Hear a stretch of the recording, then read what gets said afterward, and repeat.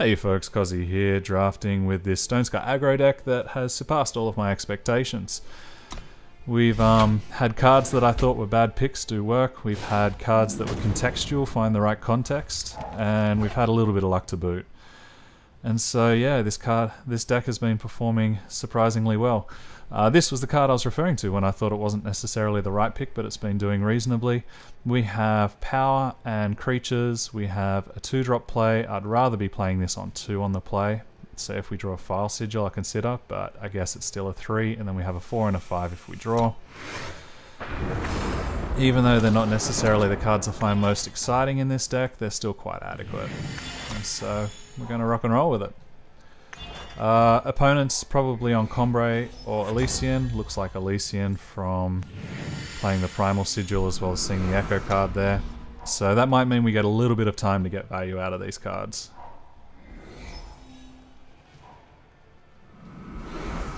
Alrighty, so the Herald is something that I'll still attack into. He can only make the mistake of not blocking. And that's upside as far as I'm concerned. And rather than playing the Daredevil that will run into death, we'll make the non-terrible decision of playing the Desperado and just accept the fact that Brazen Daredevil's only going to come into the game if I draw a piece of equipment. Okay, that's unfortunate. It means I'll be 1-for-1ing, which I don't want to do, so instead we'll just keep developing the board and sit back. If they have a Lightning Storm, I'm in trouble from that decision.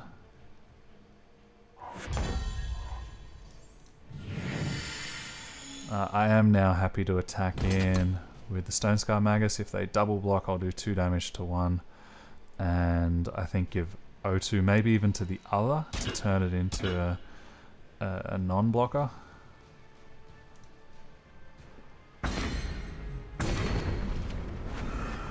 Actually, you know what? I'm going to have a 1-3 on the table no matter what, so we'll just kill it. Oh, I'm too busy not thinking. I really should have played the Raid Leader that turn. Sorry folks, that's a significant misplay. That could have been a lot more damage getting in.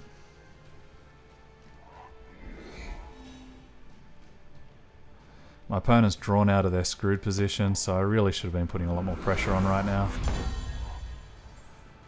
And that's not the best draw. I don't want to offer up my Desperado here. I don't want to offer up my Ronin. If they choose to double block, we'll take the trade there. And so now I need to work out whether I'm willing to play the Brazen Daredevil. There'll be a decent chance that it can attack in and it will hit a hatchling for upside value, because that's probably going to be the next turn's play as well, or it will stop him from playing it, which is even better. It will stop the ability of the Eastwind Herald just to block. So am I happy just to play 2 mana for a Temper? I think I am. Opponent should be on 17. It'll be interesting to note whether that loses me the game or not. Okay, so all of a sudden this feels very tempting. Yeah. And I'm more than happy to chump with one of those tokens. Let's see where you go. Alright. It's the worst of the 4 options. Second worst. Worst would have been to face. But it does stop him blocking the Stranger.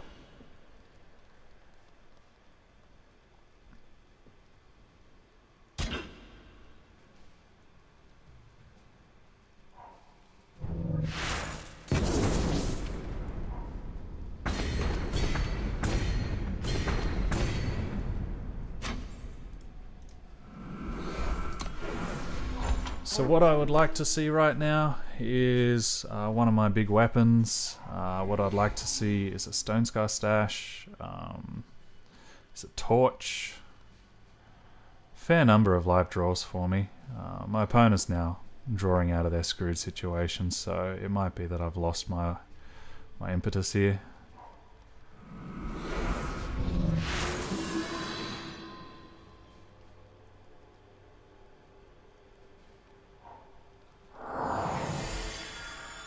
it's a nice little combo. He's going to be getting more hatchlings, and this is going to become a problematic creature for me very soon. If that's the case, he's not even going to block here. If I attack in with the stranger, he's likely just to block here. Yeah, we're beginning to fall into a bad position.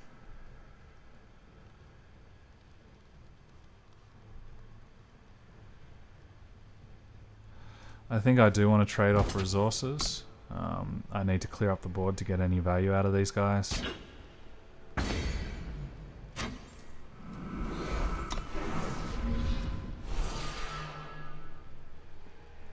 And so I know that he definitely won't play another power. So it might be just a hatchling and not much else.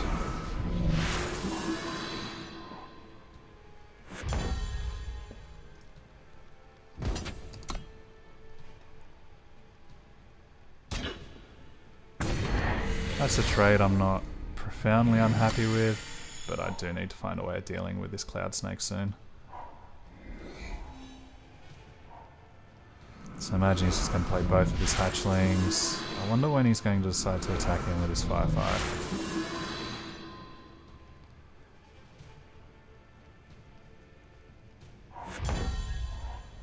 And flooding definitely isn't helping us now.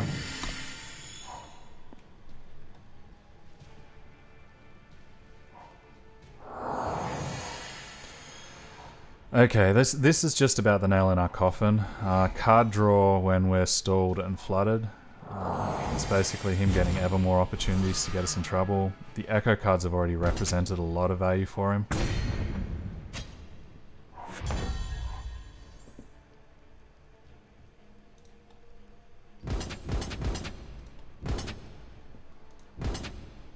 Yeah. So we're not going to be winning this game by sitting back and... Oh, that was a mistake. He's got the 1/3. We're not going to be winning, but at least we get a +1/+1. We're not going to be winning this game, as I was about to try and say, by sitting back and not attacking. He's definitely got the inevitability, having drawn more cards than us.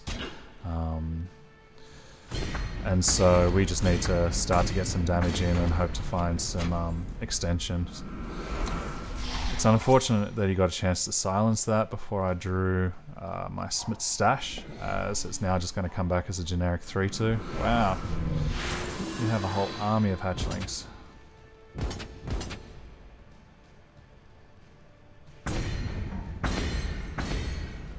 So we just need to find a way of developing a clock against him.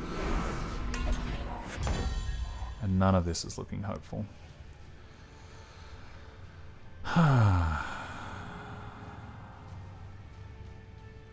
He's going to be swinging for 8, 10, 12, possibly one more if he has a flyer, so lethal.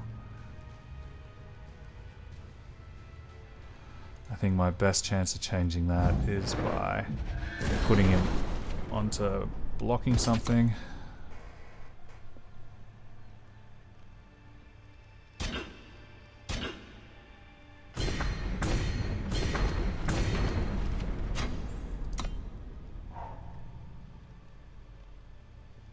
But yeah, very different if we would have been at 9. Very different indeed.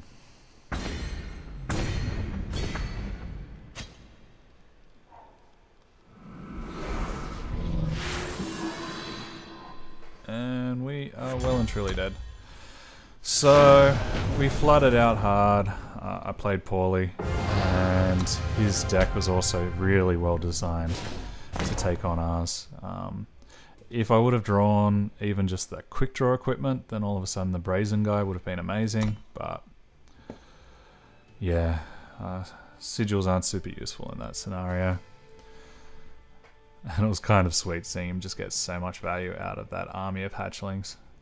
If we would have drawn the plague, that would have been amazing. That would have been totally backbreaking for him at a bunch of various stages in that game. Probably would have kept his 5/5 back on defense duty. I would have been very comfortable jump attacking in then. But yeah, wasn't to be.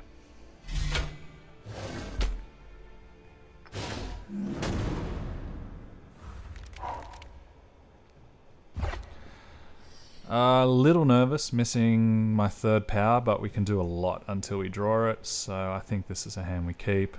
Shame we're on the draw rather than the play. If we had that on the play, it would have been phenomenal. Echo card, 2 echo cards, or perhaps it's the fake card that gives him a snowball.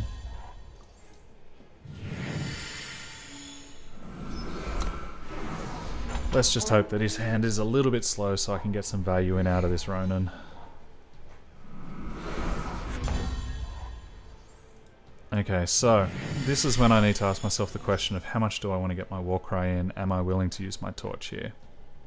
Perhaps I'm better off just continuing to develop my board and see what he has next turn.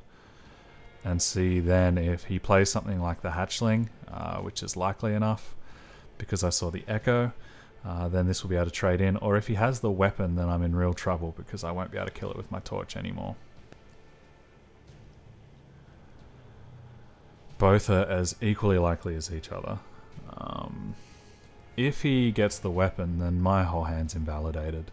So I think I need to use the torch now, even though I really don't like using one of my premium pieces of removal on something as rubbish as a 1/3 flyer.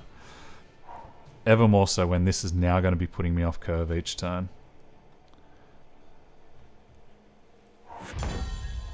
Okay, alright, so I reckon one of those echoes probably was the echo weapon. And if that's the case, I want to get the highest power creature I can on the table, so I can get as much damage in before he stabilizes by drawing out. Not the end of the world to see the Hatchling.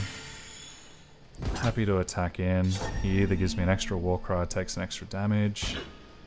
I'm very happy with that. I think that that probably is the better of the two scenarios from my perspective, because it means whatever I draw currently I think has +3/+3.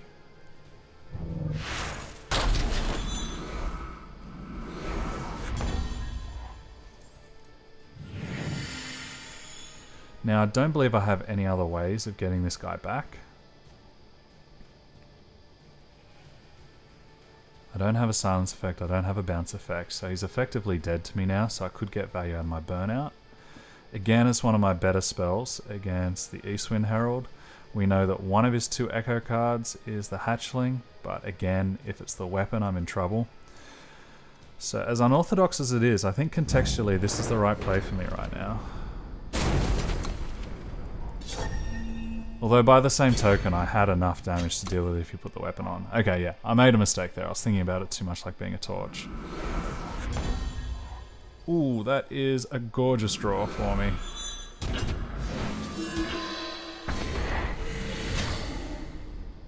This is going to allow me to keep very aggressively getting in. 4-turn clock. I can kill whatever creature he casts next effectively.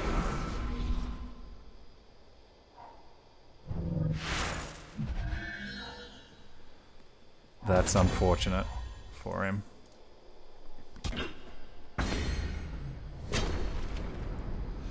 For a moment there I got nervous. That looked like his health went to 4 when my computer paused for a little bit.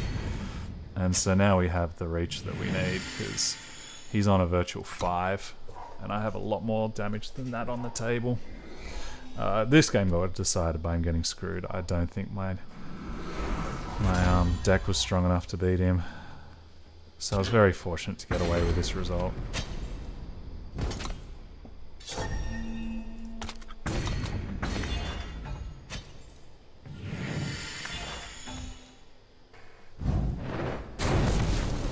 And yeah, I made a mistake with that burnout. It ended up proving okay in retrospect, but I think I was right on my call of him having the daggers, because he never used his power when he had 2 open, and he was always playing a creature, so I'm pretty certain that I was definitely right on that pickup. Makes up for making 2 pretty dumb-tired mistakes in the previous 2 matches, I think. Alright, we're in the sweet spot. Let's see if we can start to get another free draft happening. It's been a while, so Yeah, Stonescar seems to do it for me, and it's just one of those where I think the format is very aggressively skewed, and it definitely rewards you for building around as such. And even though this deck wasn't as aggressive as I was hoping to build it, and a bit of a dog's mess, it's played out a lot better than the Feln decks that I feel were solid for their archetype. Neither of them were perfect, not trying to make excuses for them, but I feel as though they were closer to what you'd want in a Feln deck than what this is for what you'd want in a Stonescar deck. Yeah, the Stonescar is... it's representing a lot better. Great hand here. Aggressive curve removal. If he's slow, that's going to cause a problem. All I'd like to see is one of those pieces of equipment, or the Acolyte, something like that, just to turn this into a bona fide threat. Because unfortunately I wasn't able to build around it quite as neatly as I'd like to. We'll get the creature down now rather than holding up the removal.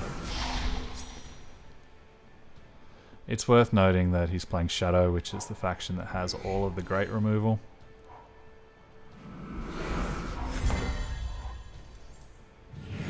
And I have a choice of playing a creature that's going to get blocked, holding back and seeing if he has removal and keeping up my torch. This is a mistake if he has a different color that I haven't seen yet. If he plays the equipment that gives it +2/+1 and quick draw, then it is the right thing to do and I'll get value out of it. I can't think of any other equipment that gives it 4 health from the other colors unless it's in green, and it's not a common archetype. So I think we'll sit back with the torch, because even if he spends his whole turn casting whatever equipment, then we still have the spider and can develop appropriately next turn.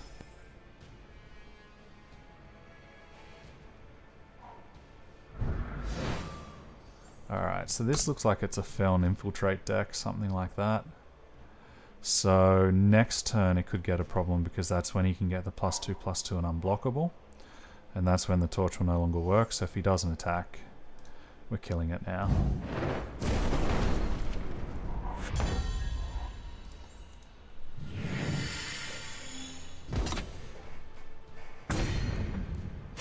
It is quite possible that he Dread returns and plays the Ranger again, which means that I don't want to be playing the Daredevil that turn.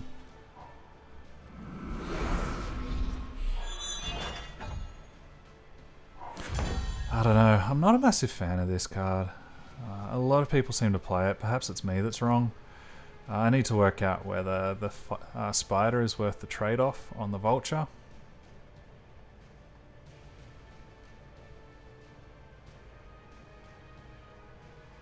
Yeah, I've gotten value there if I do, and he'll be down a huge amount of board positions, so if that's what he wants to do, then I'll be okay with that.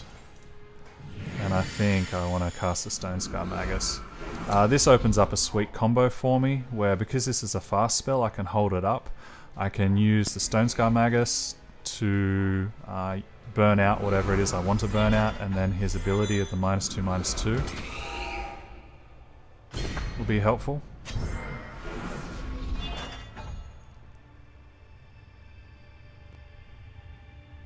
And I think that's what's going to happen now.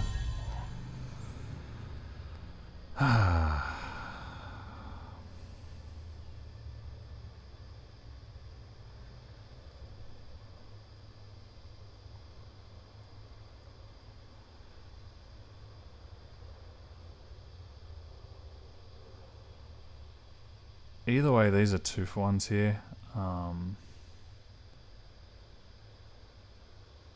So I could do the 5 damage here, the -2 on the Blood Beetle, on the assumption that if I play the Brazen Daredevil it can cause problems.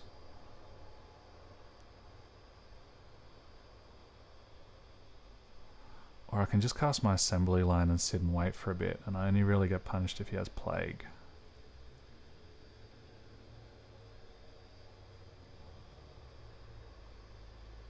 Because the worst has been done with this guy.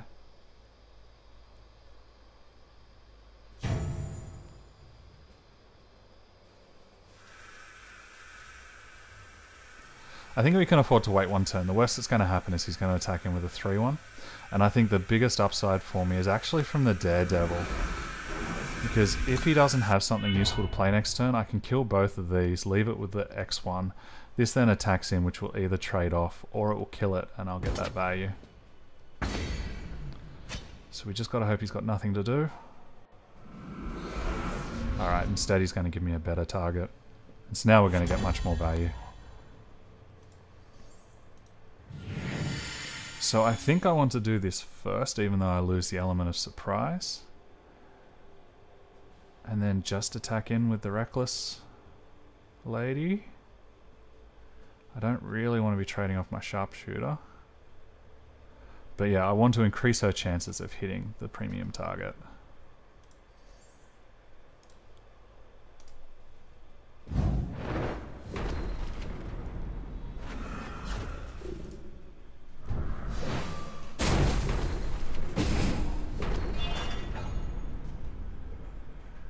See that again? That really weird delay?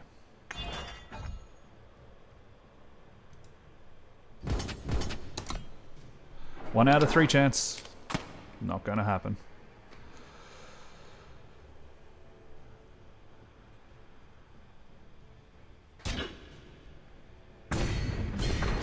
Unfortunate that the bug gets value there, but we'll be stashing soon. We don't have a huge amount of value here for it, because we do need to start to deal with this Scavenging Vulture. What I could do is cast an assembly line here. I can then Flame Blast this Vulture for 2, which allows me to attack him with everybody. Yeah, I think that sounds good. A 3-turn clock is actually a problem for me now.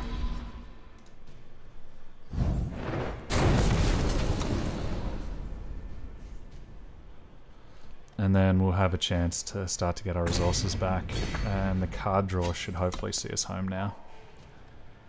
I think this only won't be the case if he has a huge creature, and this doesn't look like the colours, although we've seen a lot of time and nothing out of it.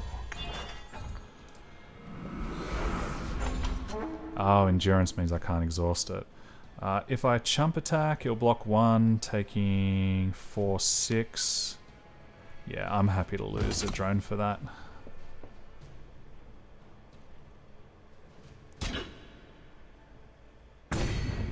It's a third of a card for 2 extra damage. The fact that I'm willing to play a Torch, which granted has more utility, but that's 1 card for 3 damage, sums up why I'm pretty happy to chump attack in there. Okay, so he has returned something. Flying Endurance, you may put a card, so it's any kind of card, it's not a creature card. Now if we attack with everybody, one of these will trade, he'll block here, he'll take 3 going to 5. If I kill one of his creatures, he'll block 1, he'll take 6 going to 2. So I think it's better off for me to use the Torch now and kill the Avasor. And that way I also don't trade off any of my resources. He has a combat trick of some description, Lightning Strike, it could be Teleport, it could be Quick Draw, which I'm not scared of. I can't think of anything that I'm too afraid of here. Levitate, doesn't bother me at all. Okay, so he hasn't got much. Ooh, and we got there in the end.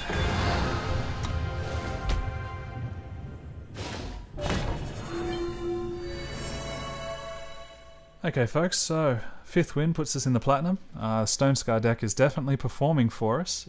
So feel free to join me for the last video, where we have, yeah, guaranteed 3, maybe 4 games?